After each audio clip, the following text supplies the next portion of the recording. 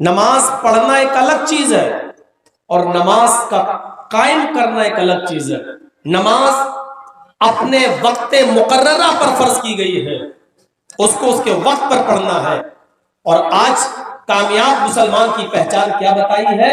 الذین هم فی صلاتهم خاشعون، جو نماز تو قائم کرتے ہیں، نماز تو پڑھتے ہیں، لیکن نماز چونچو کا مربع نہیں، کوے کی چونچوں والی نہیں، ٹھوکریں مارنے والی نہیں. اللہ اکبر، سمع اللہ لمن حمدہ، اللہ اکبر، اللہ اکبر، اللہ اکبر. 4 منٹ میں 4 رکعت پڑھ کے نکل گئے ہو. الذین هم فی صلاتهم خاشعون، جو نماز کے اندر خشوع اور خضوع برتتے ہیں. پہلے ترجمہ سن لیجیے، تشریح بعد میں کرنا. پہلا، جو نماز کے اندر خشوع اور خضوع برتتے ہیں. والذین هم عن اللغو معرضون، دوسری صفت مسلمانوں کی، وہ مومن وہ مسلمان بھی کامیاب ہو گئے جو لغو باتوں سے پرہیز کرتے، لغویات سے، لغو کام سے. ہر لغو بیکار کام، فالتو کام، فضول کام، ایسا کام جس کی شریعت نے اجازت نہ دی ہو اور جس کام کے کرنے اور نہ کرنے کا کوئی فائدہ نہ ہو، جو ان کاموں سے دور رہتے ہیں، لغویات سے دور رہتے ہیں، ہر الٹے سیدھے کاموں سے بچتے ہیں. والذین هم عن اللغو معرضون، لغو کے اندر لغو باتیں بھی آ گئی، لغو کام بھی آ گئے. ہر فضول اور فالتو چیز، چاہے وہ بات چیت ہو، چاہے وہ کام ہو، جو ان سے دور رہتے ہیں، ان سے پرہیز کرتے ہیں، وہ مومن بھی کامیاب ہیں. 2 چیزیں. والذین هم للزکاۃ فاعلون، اور اللہ تعالیٰ نے ان کو جو مال دیا ہے وہ اپنے مال کی پوری پوری زکوٰۃ ادا کرتے ہیں. زکوٰۃ نکالنے والے بھی کامیاب. کل بتایا تھا دوسری چیز، وَأَنفِقُوا یا يُنفِقُونَ، ہم نے جو رزق دیا اس میں سے خرچ کرتے ہیں. اور آج میں بتا رہا ہوں جو مال دیا ہے اللہ تعالیٰ نے، اس مال میں سے وہ خرچ کرتے ہیں. زکوٰۃ مال کی دی جاتی ہے، جانوروں کی بھی دی جاتی ہے. ہمارے کھیتوں میں جو اناج اور غلہ پیدا ہوتا ہے اس پہ بھی زکوٰۃ دی جاتی ہے. یہاں اللہ تعالیٰ نے کہا والذین هم للزکاۃ فاعلون، جن کی اوپر جتنی زکوٰۃ بنتی ہے وہ اپنے مال کی پوری پوری زکوٰۃ پابندی کے ساتھ ادا کرتے ہیں. یہ مومن بھی کامیاب. اس کے بعد سماج کی ایک زبردست برائی کے اوپر، والذین هم لفروجہم حافظون، اور وہ مومن بھی کامیاب ہو گئے جو اپنی شرمگاہوں کی حفاظت کرتے ہیں. پہلے ترجمہ سنیے، تشریح تو ایک ایک کر کے سب کی کریں گے ہی ہم. والذین هم لفروجہم حافظون، جو اپنی شرمگاہوں کی حفاظت کرتے ہیں. لیکن یہاں ایک چیز کو مستثنا کر دیا، الگ کر دیا. شرمگاہ کی حفاظت ہر انسان پر فرض ہے، ضروری ہے کہ وہ اپنی شرمگاہ کی حفاظت کرے، لیکن کن سے نہیں کرنا ہے ان کو بھی الگ کر دیا. الا علی ازواجہم او ما ملکت ایمانہم، مگر اپنی بیویوں سے اور اپنی باندیوں سے، لونڈیوں سے، جن کی نگرانی تمہاری اوپر ہے، جن کو تم نے خرید لیا ہے. عرب کے اندر پہلے لڑکے اور لڑکیاں بیچی جاتی تھیں، خریدے جاتے تھے. جو لڑکے بیچ دیے گئے ان کو ہم نے خرید لیا، وہ ہمارے غلام ہو گئے، یا جنہوں نے اپنی لڑکی بیچ دی اور ہم نے خرید لی وہ ہماری لونڈی یا ہماری باندی ہو گئی۔ جس لڑکی کو ہم نے خریدا ہے جو ہماری لونڈی ہے اس سے بھی ہم وہ کام لے سکتے ہیں جو ایک بیوی سے لیا جاتا ہے، یعنی اس کے ساتھ بھی جماع، ہم بستری، جسمانی تعلق جائز ہے۔ شریعت نے اس میں کوئی رکاوٹ ممانعت نہیں لگائی۔ لیکن اب آج کے ماحول میں اب لڑکے اور لڑکیاں بیچے نہیں جاتے، ہیومن رائٹ ہے، ایک انسانی قانون بن چکا ہے، اب لوگ بیچے نہیں جاتے، نہ مرد بیچے جاتے ہیں نہ خریدے جاتے ہیں، اس لیے اب یہ یہاں لاگو نہیں ہوتا۔ الا علی ازواجہم او ما ملکت ایمانہم، وہ مومن بھی کامیاب ہو گئے جو اپنی شرمگاہوں کی حفاظت کرتے ہیں، مگر اپنی بیویوں سے نہیں اور اپنی لونڈیوں سے نہیں۔ لیکن آگے بہت سخت ایک نوٹس لیا اللہ تعالیٰ نے، اپنی لونڈی اور اپنی بیویوں کو چھوڑ کر، اپنی بیوی اور اپنی لونڈیوں کو چھوڑ کر اگر تم نے کوئی دوسرا راستہ اختیار کیا، فَمَنِ ابْتَغَىٰ وَرَاءَ ذَلِكَ، اگر اس کے بعد اس کے علاوہ کوئی دوسرا راستہ تلاش کیا، کسی دوسری طرف منہ مارنے کے لیے گئے، کہیں اور تم نے ناجائز طریقے سے اپنی شرمگاہ کا استعمال کیا، فَأُولَٰئِكَ هُمُ الْعَادُونَ، تو یہی لوگ حد سے زیادہ گزرنے والے، حد سے آگے بڑھنے والے، ایک حد کو کراس کرنے والے کی لمٹ کو کراس کرنے والے، اولئک هم العادون، یہی سرکش لوگ ہیں۔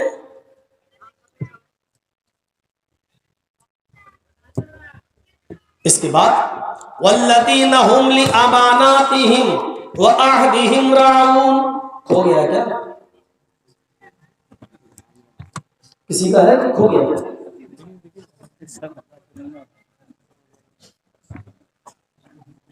دیکھ لو جس کا ہو لے جاؤ۔ آپ کے یہاں کم کھوتے ہیں، بہار میں بہت ہوتے ہیں۔ بہار میں تو ہمیں بولنا پڑتا ہے کہ آپ لوگ صرف بچے پیدا کرنا جانتے ہیں، سنبھالنا نہیں جانتے۔ کئی جلسوں میں مجھے بولنا پڑا ہے، اب اتنا سا بچہ بتائیے، لیکن ہمت کو داد دینا پڑے گی، رو نہیں رہا ہے، وہاں تو جتنے آتے سے روتے ہوئے۔ اچھا یہ دادا ہے۔ والذین هم لاماناتهم وعہدهم راعون، تقریر کا میرا زیادہ تر حصہ قرآن کی اس آیت پر آج لگے گا۔ والذین هم لاماناتهم وعہدهم راعون، اور وہ مومن بھی کامیاب ہو گئے جو امانتوں کا خیال رکھتے ہیں، کسی کی امانت پر ناجائز قبضہ نہیں کرتے، ہڑپ نہیں کرتے، غصب نہیں کرتے۔ وعہدہم راعون، اور عہد و پیمان کے بڑے پختہ رہتے ہیں، جس سے جو عہد کیا، جس سے جو وعدہ کیا اس کو ہر حال میں پورا کرتے ہیں، یہ مومن بھی کامیاب ہو گئے۔ اور لاسٹ میں والذین هم علی صلاتہم یحافظون، وہ مومن بھی کامیاب ہو گئے جو اپنی نمازوں کی حفاظت کرتے ہیں۔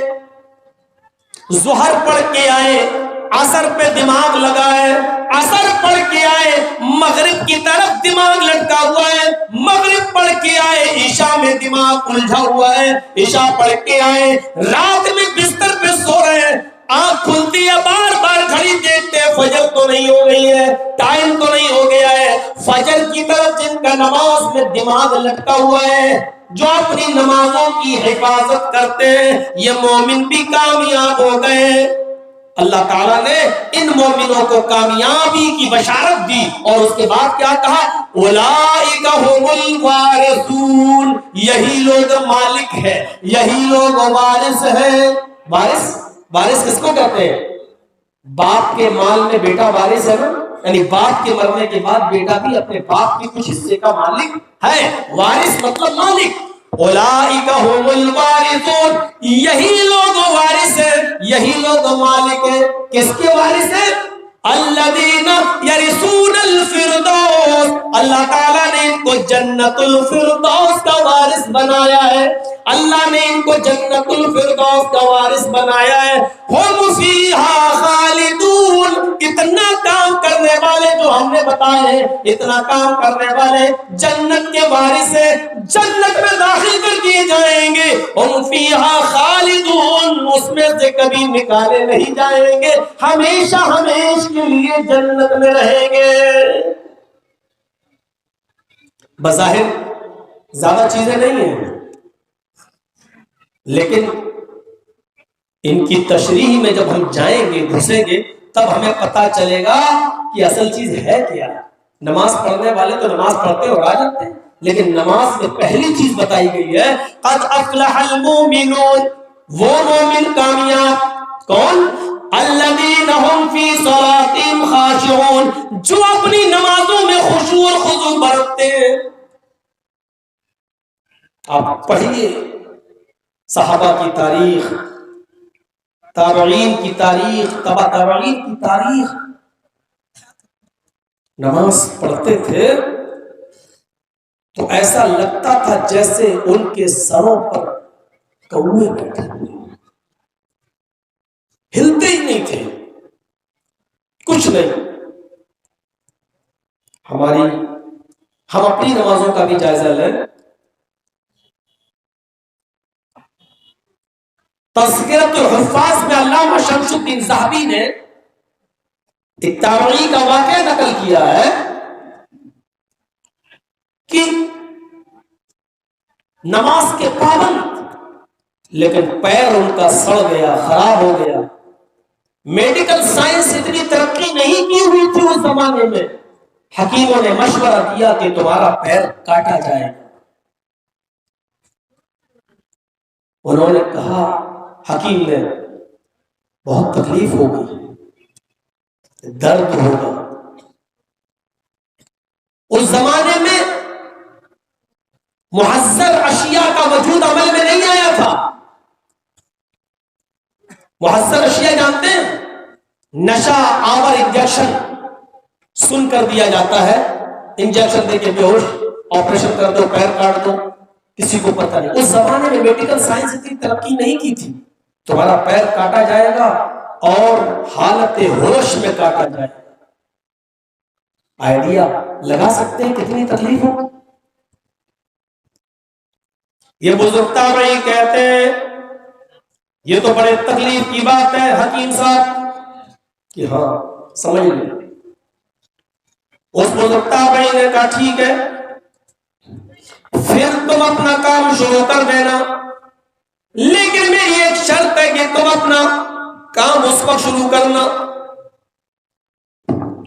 جب میں کسی اونچی جگہ پر بیٹھ جاؤں اور اس کے بعد میں نماز پڑھنے لگوں. جب میں نماز پڑھنے لگوں تو میرا پیر زمین پر ہی رہے گا، اونچی جگہ پر میں بیٹھ کر نماز پڑھوں گا. جب میں بیٹھ جاؤں تو تم میرے پیر کو جہاں سے کاٹنا ہو وہیں سے کاٹ دینا. نماز ہی ایک ایسی عبادت ہے کہ اس نماز کی حالت میں جب میں دعائیں پڑھتا ہوں تو اللہ سے ایسی باتیں کرتا ہوں، اللہ سے ایسی گفتگو کرتا ہوں، اللہ کی طرف میرا ایسا دماغ لگ جاتا ہے، میرا دل اور دماغ اللہ سے گفتگو میں ہوتا ہے، اس سے بات چیت میں ہوتا ہے. میں اتنا منہمک ہو جاتا ہوں، اتنا بزی ہو جاتا ہوں اللہ سے گفتگو کرنے میں کہ اگر تم اس گفتگو میں، اس عبادت میں، اس نماز میں میرا پیر کاٹ دو گے تو مجھے تکلیف کا بالکل اثر نہیں ہوگا. ہم اپنی نمازیں دیکھیں، ایک مچھر کاٹتا تھا نماز پڑھنا مچھر. بہت سے لوگ تو الحمدللہ رب العالمین، پر امام صاحب نے ذرا تھوڑی سی قرأت لمبی کر دی، الف لام میم ذالک الکتاب لا، تو مقتدی سوچتا پتہ نہیں کتنی لمبی 2.5 پارہ نہ پڑھا امام صاحب، اور ایک دم گھڑی دیکھنے لگتا ہوں.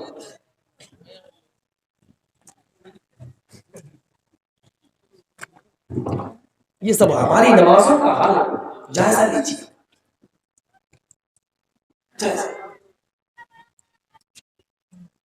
پہلی شرط بتائی ہے جنت میں جانے کی، جنت کا مالک بننے کی، جنت کا وارث بننے کی، اس ایمان میں داخل ہونے کی. جو ایمان میں داخل ہونے کے بعد مومن جو کامیاب ہوتا ہے، اس مومن کی کامیابی کی پہلی سیڑھی بتائی ہے کہ نماز تو پڑھو لیکن نماز خشوع اور خضوع کے ساتھ پڑھو.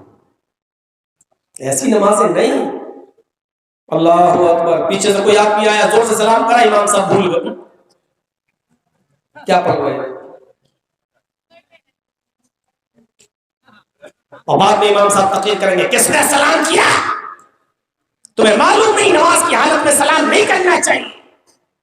ارے اللہ کے بندے، نماز کی حالت میں بھی سلام ہوتا تھا. مسجد میں صحابہ آتے تھے تو سلام کر کے داخل ہوتے تھے. ہاں، نماز کی حالت میں آپ سلام کا جواب زبان سے نہیں دے سکتے ہو، اشارے سے دیا جاتا ہے. اللہ کے رسول اگر نیت باندھے ایسے، اور کوئی مسجد میں داخل ہوا اور نماز ہو رہی ہے اور کسی نے داخل ہوتے ہوئے کہا السلام علیکم، یہ میری طرف دیکھیے، یہ گھر میں عورتیں نماز پڑھ رہی ہیں، سنیں جتنی ماں بہنیں اسکرین میں دیکھ رہی ہیں سنیے، گھر میں آپ نماز پڑھ رہی ہیں، گھر کا بیٹا بیٹی، گھر میں کوئی آیا باہر سے، اس نے سلام کیا، آپ بھی وہاں پر اشارہ کر دیجیے ایسے ہاتھ سے، یہ سلام کا جواب ہو گیا. اگر آپ رکوع میں ہیں تو ایسے داہنے ہاتھ کی ہتھیلی اٹھا دیجیے انگلی سے، یہ آپ کا سلام کا جواب ہو گیا. سجدے میں ہے تو بس ہاتھ تھوڑا سا اٹھا دیجیے، سلام کا جواب ہو گیا. اتحیات میں بیٹھے ہوئے کسی نے سلام کیا ایسے، یہ سلام کا جواب ہو گیا. لیکن اس پر یہ تقریر کر دو کہ نماز کی حالت میں سلام کا جواب سلام نہیں کرنا چاہیے، یہ سب باتیں غلط ہے. اللہ کے رسول سلام کا جواب دینے کا طریقہ بتا رہے ہیں. اگر غلط ہوتا تو آپ یہ کہتے کہ نماز کی حالت میں سلام نہیں کرنا چاہیے، لیکن آپ یہ نہیں کہہ رہے، آپ یہ کہہ رہے ہیں کہ سلام کا جواب یوں دے دو، اشارہ کر دو. یہ حدیث ہمیں بتلا رہی ہے کہ نماز کی حالت میں سلام کرنا جائز ناجائز نہیں ہے، کیا جا سکتا ہے، لیکن جواب دینے والا زبان سے جواب نہیں دے گا بلکہ اشارے سے جواب دے گا. جب نماز کی حالت میں سلام کیا جا سکتا ہے تو کوئی کھانا کھا رہا ہو تو سلام کیوں نہیں کیا جا سکتا؟ رسول لوگ کہتے ہیں کھانا کھا رہا ہو تو سلام نہیں کرتے، تیرے باپ کی حدیثیں کہاں سے لائے ہو؟ یہ شڑینتر تم نے رچے کہاں سے؟ ہم ڈھونڈ ڈھونڈ کے پریشان ہیں، نہیں مل رہا ہے. اچھا یہ بتائیے، آپ کھانا کھا رہے ہو، درمیان آپ کے کھانا کے بیچ میں اگر کوئی آدمی آ جائے تو آپ اس کو کہیں گے کہ نہیں کہیں گے آئیے کھانا کھا لیجیے؟ جب کوئی آدمی آ رہا ہے آپ اس سے کہہ رہے ہیں آئیے کھانا کھا لیجیے، آپ یہ کہہ سکتے ہیں اپنی زبان سے آئیے کھانا کھا لیجیے، لیکن یہ نہیں کہہ سکتے السلام علیکم. باہر مولویوں تمہاری کھوپڑیوں میں ہمیں لگتا ہے یو پی کی بھینسوں کا گوبر بن گیا. وہ ان کے چچا لگتے ہیں. غور کیجیے، آپ آئیے کھانا کھا لو یہ تو کہہ سکتے ہو آپ، لیکن السلام علیکم کہہ دیا تو غلط ہو گیا. نماز کھانا کوئی کھا رہا ہو، آپ جائیں، آپ سلام کر کے جائیے، کھانا کھانے والا سلام کا جواب دے گا وعلیکم السلام ورحمۃ اللہ وبرکاتہ. آئیے صاحب آپ کی کھانا تناول فرما لیجیے، بیٹھ جائیے، کوئی فرق نہیں پڑے گا. خیر یہ ضمنی بات آ گئی. دوسری الذین هم فی صلاتہم خاشعون، جو اپنی نمازوں میں خشوع اور خضوع برتتے ہیں. ایسی نماز، ایسی. علامہ شاطبی رحمت اللہ علیہ نے اپنی کتاب کے اندر ایک بہت زبردست واقعہ نقل کیا ہے. اس واقعے کو اگر آپ پڑھیں گے تو تعجب کریں گے. ایک بہت بڑے مشہور محدث جلیل، محدث، حدیثوں میں جن کو زبردست مہارت، ایکسپیرینس، تجربہ حاصل تھا. کیا نام تھا ان کا؟ عبد الرحمن ابن مہدی، عبد الرحمن سروف مہدی. یہ نام یاد رکھیے گا، عبد الرحمن سروف مہدی. ہم اس کو عربی میں کہہ رہے ہیں، ان کا نام تھا عبد الرحمن ابن مہدی. مہدی کے بیٹے عبد الرحمان، اسی لیے یہ کان میں نہیں لگاتے، چشمہ نہیں لگاتے ہیں کہ کان میں ڈنڈی پھنس جاتی ہے تو یہ لوگ لگا لیتے ہیں، کھول دیں تو وہ بول رہے ہیں کہ تک وہ لگ رہا ہے تب زیادہ دقت ہوگی تو ہٹا دیں گے۔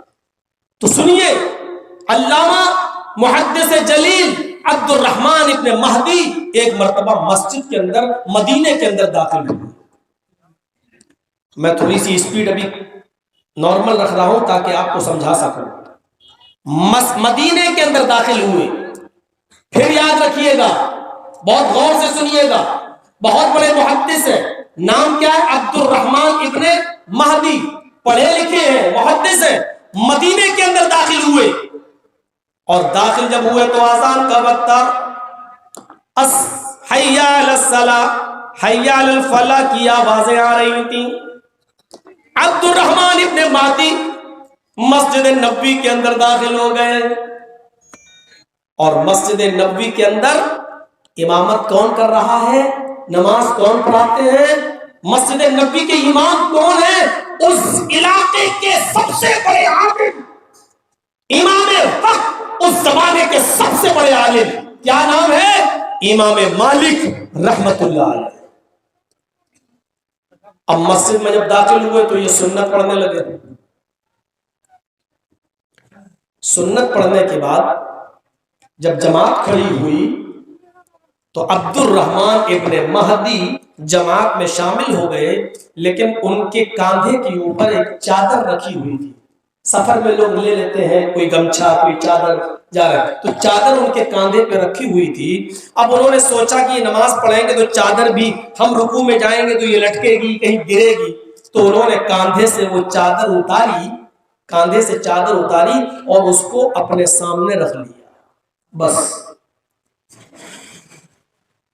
جیسے آج ہم لوگ موبائل سامنے رکھ دیتے ہیں، چشمہ اتارا سامنے رکھ دیتے ہیں، نماز پڑھنے جا رہا ہے کہ ڈسٹرب نہ ہو، ٹوٹ نہ جائے، جیب میں چشمہ اتارا سامنے رکھ دیا، یا موبائل کا بند کر کے سامنے رکھ دیا، یا ہمارے ہاتھ میں ہینڈ کرچیف رومال ہے، ہم نے اس کو نکالا سامنے رکھ دیا۔ انہوں نے بھی چادر اٹھائی اور اس کو لپیٹا اور سامنے رکھ دیا۔ یہ چیز مدینے والوں کے لیے ایک نئی چیز تھی، ان کو بڑا تعجب ہوا، لیکن نہیں جانتے تھے یہ کون شخص ہے، جبکہ یہ بہت بڑے محدث تھے، نہیں معلوم۔ امام مالک رحمت اللہ علیہ آئے اور سیدھے مصلی امامت پر کھڑے ہو گئے۔ امام مالک رحمت اللہ علیہ نے دیکھا کہ اقامت ہو گئی، اللہ اکبر اللہ اکبر، اشہد ان لا الہ الا اللہ اشہد ان محمد رسول اللہ، حی علی الصلاۃ حی علی الفلاح قد قامت الصلاۃ قد قامت الصلاۃ، اللہ اکبر لا الہ الا اللہ۔ امام مالک سب سے کہہ رہے ہیں اپنی صفیں درست کر لو، استووا صفوفکم۔ اب لوگ امام مالک کی طرف دیکھ رہے ہیں، اشارہ کر رہے ہیں، اس آدمی نے چادر آگے ڈال دی۔ امام مالک نے دیکھا، اس آدمی کو بھی دیکھا، سمجھ گئے کہ یہ پردیسی ہے۔ امام مالک قبلہ رو ہوئے، اللہ اکبر کہہ کر انہوں نے نماز پڑھانا شروع کر دی۔ نماز پڑھانے کے بعد جب سلام پھیرا، اور سلام پھیرنے کے بعد جب مقتدیوں کی طرف چہرہ کیا تو فرمایا پولیس کہاں ہے، باڈی گارڈ کہاں ہے؟ اتنے میں پولیس آ گئی، باڈی گارڈ جو مسجد نبوی میں رہا کرتے تھے وہ آ گئے۔ امام مالک نے فرمایا کہ اس آدمی کو پکڑو اور اس کو قید خانے کے اندر ڈال دو، اس کو جیل کے اندر ڈال دو۔ جس آدمی نے نماز کی حالت میں نماز میں اپنی چادر صرف آگے رکھ دی تھی، اس آدمی کو امام مالک نے حکم دیا اس کو پکڑ کر قید خانے میں ڈال دو۔ وہ آدمی مقید کر دیا گیا ہے، شام تک جیل کے اندر رہتا ہے۔ شام کو پتہ چلتا ہے امام مالک کو، جس آدمی کو ہم نے گرفتار کیا ہے، قید خانے میں ڈالا ہے، وہ تو اپنی بستی کا، اپنے علاقے کا بہت بڑا عالم ہے، بہت بڑا محدث ہے، حدیثوں کا ماہر ہے، حدیثوں کا ایکسپیرینس رکھتا ہے، بہت بڑا تجربے کار ہے۔ امام امام مالک نے اپنے باڈی گارڈوں کو حکم دیا اس آدمی کو جیل سے قید خانے سے نکال کر میرے پاس لاؤ. امام مالک کے سامنے اس شخص کو لایا گیا عبد الرحمن ابن مہدی کو. جب اس شخص کو لا کر پیش کیا گیا تو امام مالک نے یہ نہیں دیکھا کہ تم بہت بڑے محدث ہو, بہت بڑے عالم ہو, اپنے علاقے کے بہت جانکار ہو. انہوں نے فرمایا ان تدعو صوبک فی یدک بین الناس, تم نے لوگوں کے درمیان اپنی چادر کو, اپنے کپڑے کو, تدعو صوبک بین یدک, اپنے آگے ڈال دیا, لوگوں کے بیچ میں, لوگوں کے سامنے تم نے اس چادر کو آگے ڈال دیا. وَشَغَلْتَ الْمُصَلِّينَ بِالنَّظْرِ إِلَيْهِ, اور نمازیوں کی نظروں کو تم نے اس چادر کی طرف مائل کر دیا, یعنی تم نے نماز پڑھنے والوں کی نماز میں ڈسٹرب کر دیا. وَقَدْ أَحْدَثْتَ فِي مَسْجِدِنَا شَيْئًا مَا كُنَّا نَعْرِفُهُ, آج تم نے ہماری مسجد کے اندر ایک ایسی نئی چیز کی ایجاد کر دی جس کو ہم پہلے کبھی نہیں جانتے تھے, جس سے ہم کبھی واقف نہیں تھے. یعنی تم نے یہ نئی چیز ایجاد کر دی, ہم نے اپنے بستی میں, اپنے مدینہ کے اندر اس چیز کا رواج نہیں دیکھا, لیکن آج تم نے ہمارے نمازیوں کو مائل کر دیا, کپڑا ڈال کر ان کی نمازوں میں ڈسٹرب کر دیا. اس واقعے سے آپ اندازہ لگا سکتے ہیں کہ امام مالک رحمت اللہ علیہ کی نظر میں نماز کی حالت میں اپنا سامان, اپنی چادر, اپنا چشمہ, اپنا رومال اور اپنی کوئی بھی چیز اپنے سامنے رکھنا بھی منع تھا. وہ اس کو بھی اچھا نہیں سمجھتے تھے, وہ یہ سمجھتے تھے کہ اس سے بھی ہماری نماز میں خشوع و خضوع میں کمی آئے. موبائل رکھ دیا, اب ہماری نماز تو وہی رہے گی نا, ہماری نظر سجدے کی جگہ پر تو موبائل پر بھی پڑے گی. اب آدمی بار بار سجدے کی جگہ پہ دیکھے گا تو موبائل کو بھی دیکھے گا, کوئی لے کے تو بھاگ نہیں گیا, کوئی بھی چیز. اس واقعے سے ہمیں پتا چلتا ہے کہ ہماری نمازیں کتنی خشوع و خضوع والی ہونی چاہیے.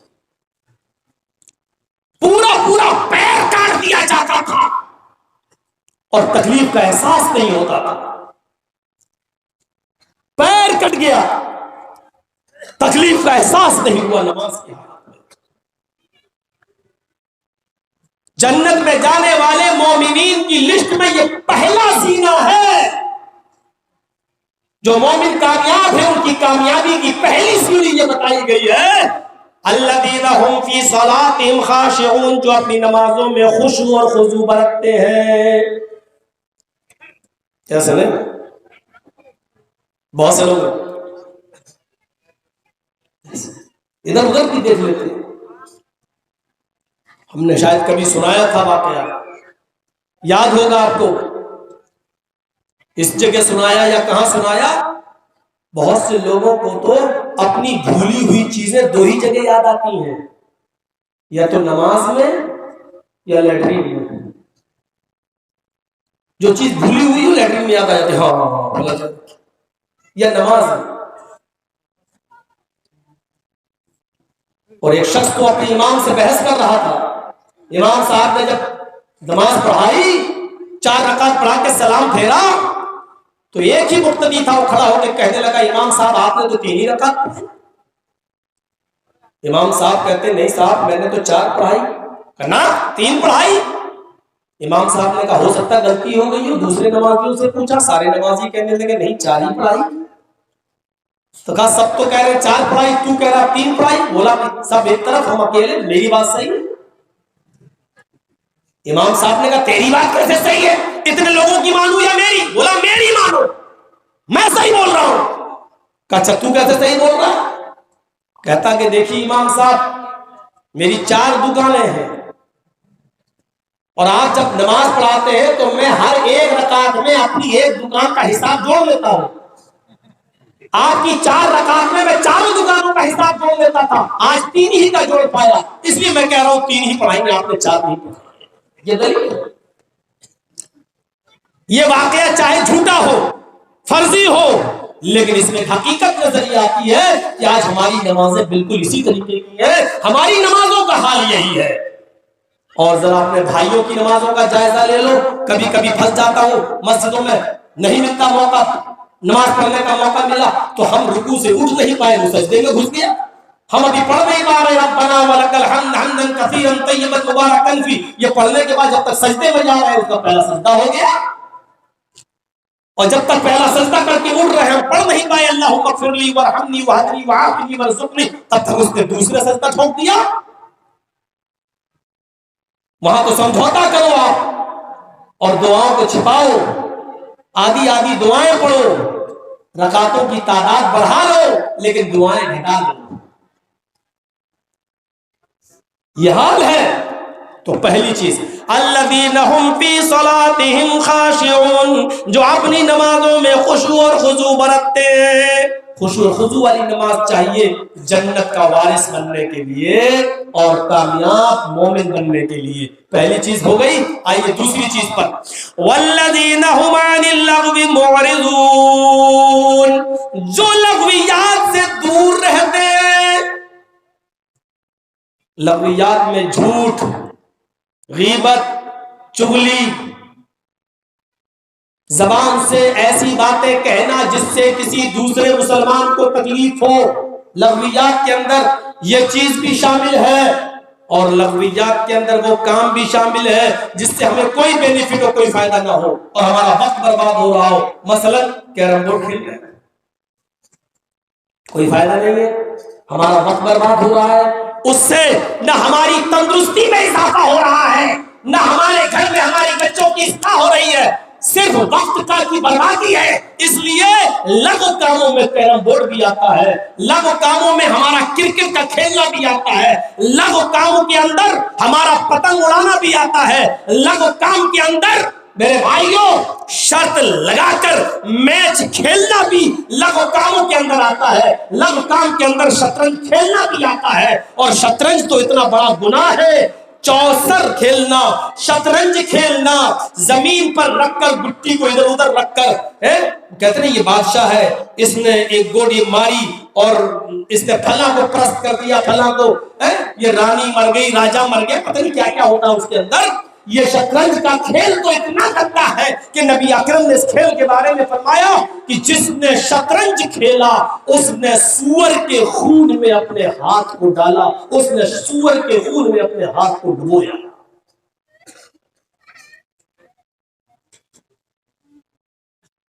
کھیلتے ہیں یہ کیرم بورڈ سبھی اسی حکم میں ہے.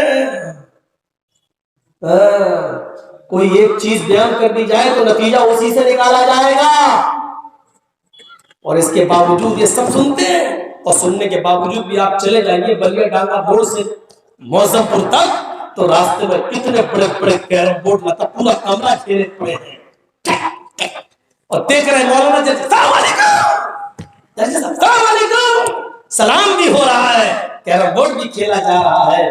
شرم نہیں, احساس تک نہیں ہوتا ہے کہ کل تو تقریر کی ہے مولانا صاحب کیرم بورڈ پر, اور آج انہیں کی آنکھوں کے سامنے ہم کیرم بورڈ کھیل رہے ہیں.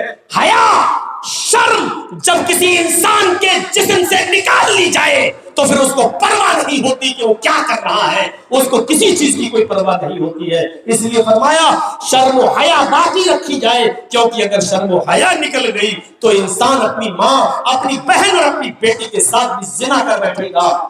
کوئی جب شرم و حیا ہی نہیں رہی تو پھر اس سے کوئی بھی کام کا امکان ہے, کچھ بھی کر سکتا, ہر کام اس کے لیے ممکن ہے, ہر کام پاسبل ہے. سب لغو کاموں میں آتا ہے. ایسی بات انسان کی زبان سے نہیں نکلے. اللہ کے نبی صلی اللہ علیہ وسلم فرماتے ہیں من سلم المسلمون من لسانه ويده, مسلمان تو وہ ہے جس مسلمان تو وہ ہے جس کی زبان سے اور جس کے ہاتھ سے کسی دوسرے مسلمان کو تکلیف نہ ہو.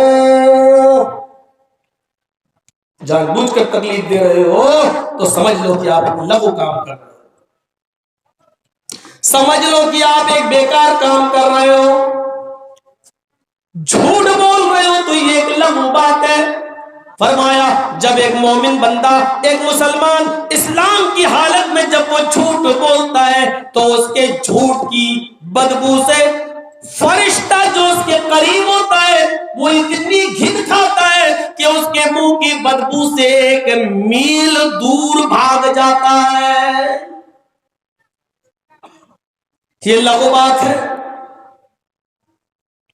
جھوٹ بولنا بھی وہاں جائز بتایا ہے جہاں دو مسلمان آپس میں لڑ جائیں، دو جماعتیں آپس میں لڑ جائیں، اور تمہیں معلوم ہے کہ یہاں جھوٹ اگر بول دوں تو ان دونوں کو ایک کیا جا سکتا ہے، تو وہاں اللہ کے نبی نے ان دونوں کو ملانے کے لیے اور ایک پلیٹ فارم پر لانے کے لیے، ان دونوں کے دلوں کو جوڑنے کے لیے فرمایا کہ تم یہاں جھوٹ بول سکتے ہو۔ لیس الکذاب الذی یصلح بین الناس، وہ جھوٹا نہیں لکھا جاتا اللہ کے یہاں جو لوگوں کے درمیان صلح کرانا چاہے، لوگوں کو جوڑنا چاہے، لوگوں کو ایک کرنا چاہے۔ ان کو ایک کرنے کے لیے اگر وہ جھوٹ بولتا ہے تو اس کو اللہ کے یہاں جھوٹا نہیں لکھا جاتا ہے۔ ایک یہاں اور ایک جگہ اور جھوٹ بولنا جائز ہے، وہ کہاں ہے؟ وہ آپ کے گھریلو معاملے میں آپ کی بیوی ناراض ہے، اپنی بیوی کو خوش کرنے کے لیے کہ ناراضگی بہت زیادہ دن تک نہ رہے تو آپ جھوٹ بول سکتے ہیں بیوی کو خوش کرنے کے لیے، اور بیوی بھی شوہر کو خوش کرنے کے لیے جھوٹ بول سکتی ہے، کیونکہ ان دونوں کے درمیان دوری طلاق کا ذریعہ بن سکتی ہے۔ اس طلاق سے بچنے کے لیے اللہ کے رسول نے اتنی اجازت دی ہے۔ اندازہ لگا سکتے ہیں میاں اور بیوی کے درمیان محبت باقی رکھی جائے، اگر جھوٹ سے دونوں ایک ہو رہے ہیں تو ایک دوسرے کے لیے جھوٹ بول سکتا ہے، اتنا جتنی ضرورت ہو۔ اب اتنا نہ بول دینا کہ تم کہو تو میں آسمان سے تارے توڑ کے لے آؤں، اب اتنا تو ہو نہیں پائے گا، تو تارے توڑ کے لا ہی نہیں پائے گا۔ اب اتنا اوپن جھوٹ بھی مت بولنا کہ وہ یقین ہی نہ کرے۔ یہ تو عشق اور معشوق کی کتابوں میں لکھے ہوتے ہیں، اور یہ تو فرضی افسانے ہوتے ہیں۔ پیار کرتے ہو کتنا، دل چیر کے نہیں دکھا سکتے۔ ہمارے ہندو بھائیوں میں چلے جاؤ، لوگوں نے تو ہنومان پر بھی وشواس نہیں کیا تھا، وہ کہتے تھے میرے دل میں رام ہے، لوگ جھوٹ بولتا، انہوں نے سیدھا چیر کیا تھا۔ ہنومان جی نے وہاں دکھایا تھا کہ رام ان کے دل میں نکلے تھے ان کی کتابوں کے مطابق۔ تم سینہ چیرو گے کوئی نہیں نکلے گا لیلا مجنون۔ موبائلوں نے اتنی لیلائیں پیدا کر دی ہیں، اور واٹس ایپ اور فیس بک نے اتنی فرضی مجنون پیدا کر دی ہے کہ آج کل اعتبار ہی نہیں ہے۔ لڑکیاں ایسی فوٹو لگاتی ہیں کہ لگتا ہے کہ جیسے جنت سے اتری ہوئی یہی ہے، اور جب ملاقات کا وقت آتا ہے تو لگتا ہے کہ ارے تو سب سے بڑے فرنیچر میں پولیس۔ اتنے دھوکے چل رہے ہیں، اتنے دھوکے۔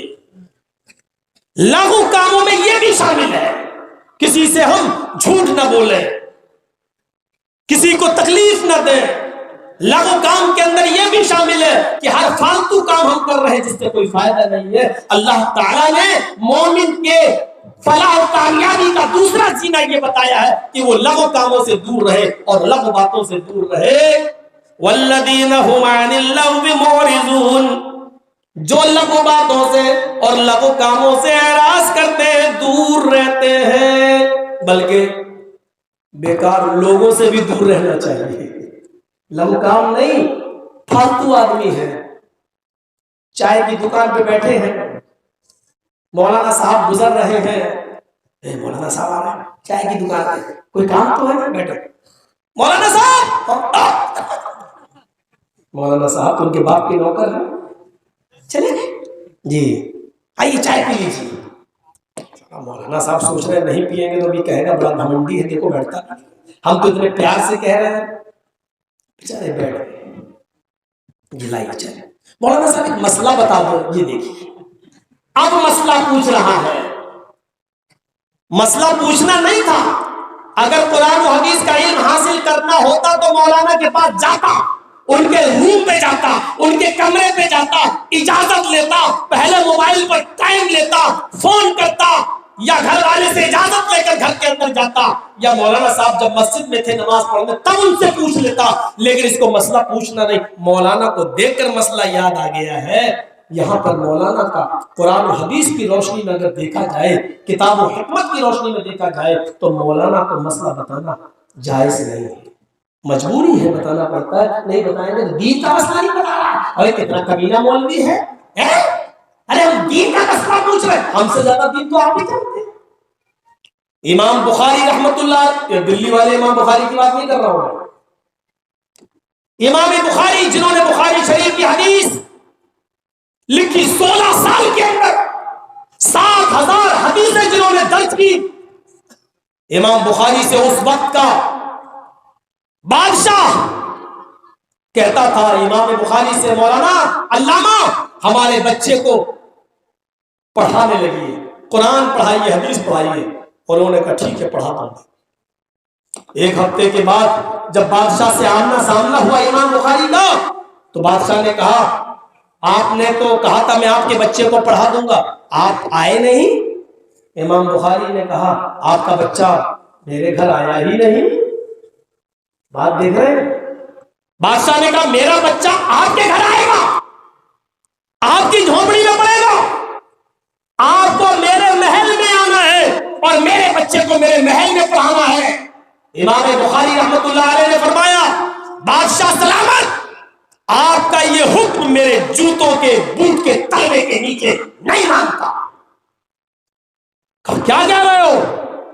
کہا آپ کے بیٹے کو قرآن و حدیث کا علم حاصل کرنا ہے تو میرے گھر پہ آنا پڑے گا, میری جھونپڑی میں آنا پڑے گا.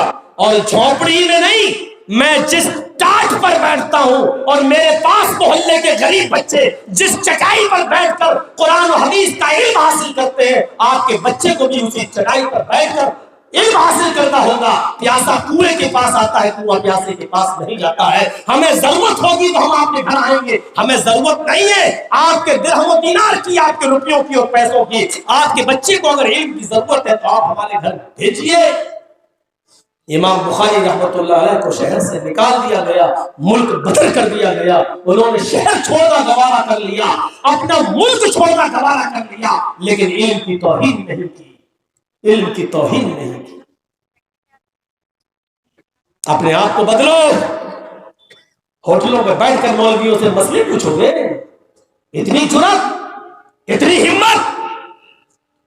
اس لیے اللہ تعالیٰ نے فرمایا مولویوں کو, ان علماء کو جو اہل علم ہے, جب تمہیں ایسے جاہلوں سے سامنا پڑ جائے ان کی محفلوں میں بیٹھائی مت کرو, ان کے پاس بیٹھ کر تمہیں چائے پینے کی ضرورت ہی کیا ہے. قرآن نے صاف کہہ دیا وَإِذَا خَاطَبَهُمُ الْجَاهِلُونَ قَالُوا سَلَامًا. جب تم سے جاہل مخاطب ہو جایا کرے, جب تم سے جاہل راستے میں کھڑے ہو کر گفتگو کرنے لگے تو السلام علیکم کہہ کر آگے بڑھ جایا کرو, ان سے زیادہ باتیں نہ کرو. اس لیے کہ جاہلوں سے زیادہ گفتگو کرو گے تو سوائے اپنا سر دیوار پہ پھوڑنے کے سوا تمہیں کچھ نہیں ملے گا. جاہلوں کی کسی سوال کا جواب ہم دے پائیں گے؟ میں نے بتایا تھا شاید نہیں دے پائیں گے آپ. ایک پڑھے لکھے آدمی نے پوچھا آسمان میں کتنے ستارے ہیں؟ جاہل اٹھا ایک, کہنے لگا 5 لاکھ. وہ پڑھا لکھا کہتے کتنے؟ 5 لاکھ. تمہیں کیسے معلوم؟ کہ میں جو کہہ رہا ہوں وہ مانو. دلیل کا دلیل کچھ نہیں ہے, اگر یقین نہیں آتا تو گن کے آؤ. کون جواب دے گا اس کا؟ کیا مولانا جرجیز کے پاس اس کا کوئی جواب ہے؟ کیا مولانا مظہر صاحب کے پاس اس کا کوئی جواب ہے؟ کیا بڑے سے بڑے عالم کے پاس اس کا کوئی جواب ہے؟ اس لیے کہا کہ میں دیوار پہ سر مت توڑو, سلام کہو اور آگے بڑھ جاؤ. لغو کاموں سے بھی بچو، لغو باتوں سے بھی بچو، اور لغو لوگوں سے، بیکار قسم کے لوگوں سے بھی اپنے آپ کو بچاؤ، یہ سب لغو کے اندر شامل ہے۔ والذین هم عن اللغو معرضون، دو چیزیں، ایک ایک چیز پر بھی دو دو گھنٹے بولا جا سکتا ہے، لیکن نہیں، آگے چلیے۔ الذین هم فی صلاتهم خاشعون والذین هم عن اللغو معرضون والذین هم للزکاة فاعلون۔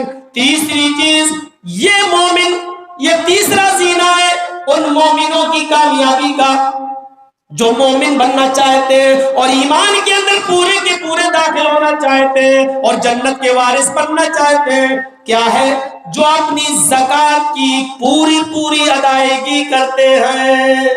کل میں نے زکات کے بارے میں بہت کچھ بول دیا ہے، اللہ کی راہ میں مال خرچ کرنے والے کے بعد بہت کچھ بول دیا ہے، حضرت عثمان کا واقعہ بھی سنایا ہے، حضرت تمیم داری نے چراغ مسجد نبی میں لا کر روشن کیا تو اللہ کے نبی نے کہا تھا قد نورت الاسلام، آئے تمیم آج تم نے مسجد نبی میں چراغ جلا کر مسجد کو نہیں پورے دین کو، پورے اسلام کو روشن کر دیا۔ کل میں نے یہ واقعات بتائے تھے، حضرت عثمان کو اللہ کے رسول نے زیادہ اونٹ دینے کے عوض میں یہ بھی کہا تھا کہ آج کے بعد میرا اس عثمان ایک بھی نیکی نہ کرے پھر بھی اللہ اس کو جنت دے کر رہے گا۔ یہ سارے واقعات میں نے کل بتا دیے، آج سے اتنا بتا دینا چاہتا ہوں، آپ کے پاس زکات کی مالیت ہے، ملکیت ہے، 7.5 تولے سونا، تقریباً 25 گرام سونا اگر آپ کے پاس ہے، یا 25 گرام سونا نہیں ہے،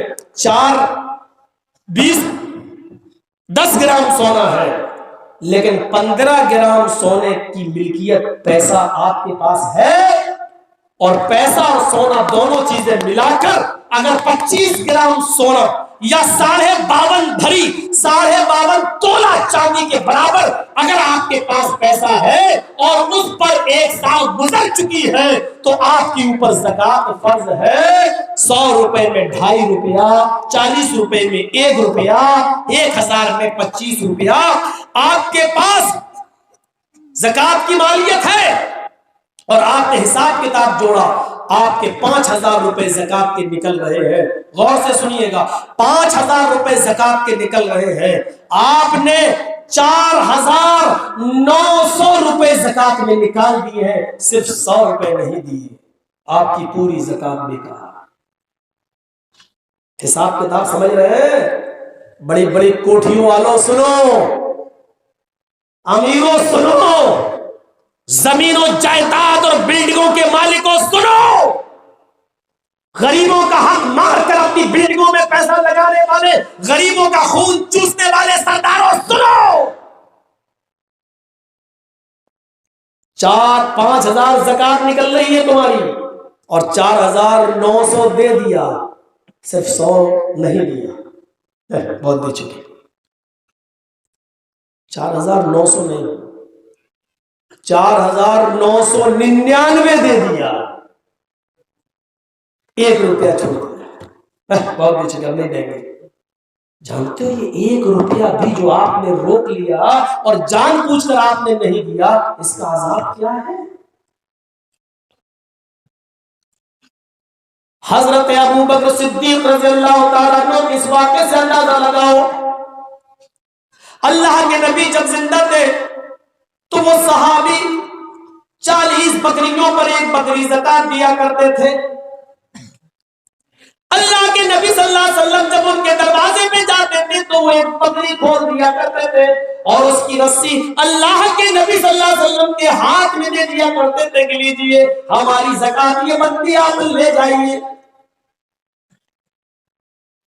ایسا ہی ہوتا رہا۔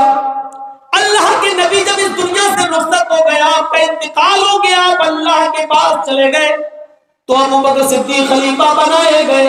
ابو بکر صدیق بھی زکات لینے کے لیے جب اس صحابی کے دروازے پر پہنچے تو صحابی سے کہا ہم اللہ کے نبی کے زمانے میں نبی کے ساتھ آیا کرتے تھے تو تم 1 بکری زکات میں دیتے تھے، آج بھی تمہارے اوپر 1 بکری بنتی ہے، وہی زکات لینے میں آیا ہوں۔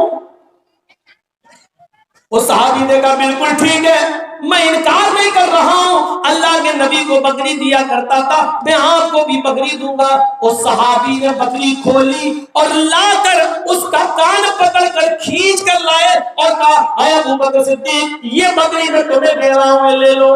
حضرت ابو بکر صدیق نے کہا اللہ کے نبی کے زمانے میں تم اس بکری کی رسی کھول کر اس کے ساتھ مجھے دیتے تھے، یعنی بکری کی رسی مجھے پکڑاتے تھے اور میں رسی پکڑ کر بکری کو لے جایا کرتا تھا، آج تم نے رسی روک لی، صرف بکری مجھے دے رہے ہو۔ اس صحابی نے کہا اللہ کا ابو بکر مجھے رسی کی ضرورت ہے، میں اپنے دوسرے جانور باندھ لوں گا، بکری زکات میں بنتی ہے، بکری لے جائیے۔ ابو بکر صدیق نے کہا میری آنکھوں نے دیکھا ہے اللہ کے رسول رسی سمیت بکری وصول کرتے تھے، اللہ کی قسم اگر تم نے بکری دے دی اور رسی روک لی تب بھی میں تم سے قتال کروں گا، جہاد کروں گا، تمہارے خلاف تلوار نکالنے کا حکم دوں گا، میں تم سے لڑوں گا۔ میرے بھائیو وہ آدمی بکری دے رہا ہے لیکن رسی نہیں، تب بھی ابو بکر صدیق کہہ رہے ہیں کہ اگر تم نے رسی نہیں دی تب بھی میں تم سے جہاد کروں گا، قتال کروں گا۔ وہ صحابی اندر گئے اور انہوں نے رسی لا کر بکری کو باندھ کر دے دیا۔ میرے بھائیو میں یہی بات کہنا چاہتا ہوں، بکری ہی زکات میں بن رہی ہے لیکن اللہ کے رسول کو رسی سمیت دیتے تھے تو رسی سمیت میں لوں گا، بکری نہیں لوں گا، رسی بھی ساتھ میں لوں گا۔ 4999 دے دی اور ایک روک لیا، آپ کی پوری زکات بیکار، آپ کے خلاف جنگ کرنا جائز ہو جائے۔ ہم کتنا حق مارتے ہیں، مردوں کی آواز میں سناٹا، کچہریے کہاں پکڑے ہوئے ہیں، یہ دیکھیے صرف عورتوں کی، لیڈیز کی آواز سنائی دے گی، فطرت ہے۔ یہ ایسا ریڈیو ہے کہ اس کا لاکھ تھوتوا بند کرو ہو ہی نہیں سکتا۔ جلسہ سننے آتی کب ہے، تو بیچاری لپسٹک، کریم، پاؤڈر، سینڈل، چپٹا ہو گیا، مقصد حل ہو گیا۔ زکات کے بارے میں بس اتنا ہی سمجھ لیجیے، کتنے لوگ ہیں، مولانا ابوالکلام آزاد نے لکھا ہے کہ اگر صرف مسلمان، بھارت کے، ہندوستان کے مسلمان اپنی مال کی پوری زکات اگر دینا شروع کر دیں، جتنی زکات جس پر بنتی ہے اگر مسلمان اپنی مال کی صرف زکات ادا کر دے، غریب اور مسکینوں تک پہنچنا شروع کر دے، تو بھارت کے اندر ایک بھی مسلمان بھیک مانگتا ہوا نظر نہیں آئے گا۔ ٹرینوں اور اسٹیشنوں اور بس اسٹینڈ کے اوپر ایک بھی فقیر، ایک بھی لنگڑا لولا، ایک بھی اپاہج تمہیں بھیک مانگتا ہوا نظر نہیں آئے گا۔ آج یہ لوگ نظر آ رہے ہیں، اس کا مطلب یہ کہ مسلمان اپنے مال کی پوری زکات ادا نہیں کر رہا۔ والذین هم للزکاة فاعلون، جو اپنے زکات کو پوری طریقے سے ادا کرتے ہیں، کچھ بھی باقی نہیں رکھتے، زکات کو پابندی کے ساتھ ادا کرتے ہیں اور دیتے ہیں۔ اس کے بعد والا سماجی جرم،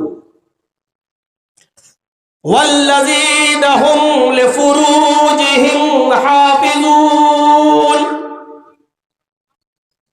یہ بھی ایک سیڑھی ہے اس مسلمان کے، اس مومن کے کامیاب ہونے کی اور جنت کا وارث بننے کی،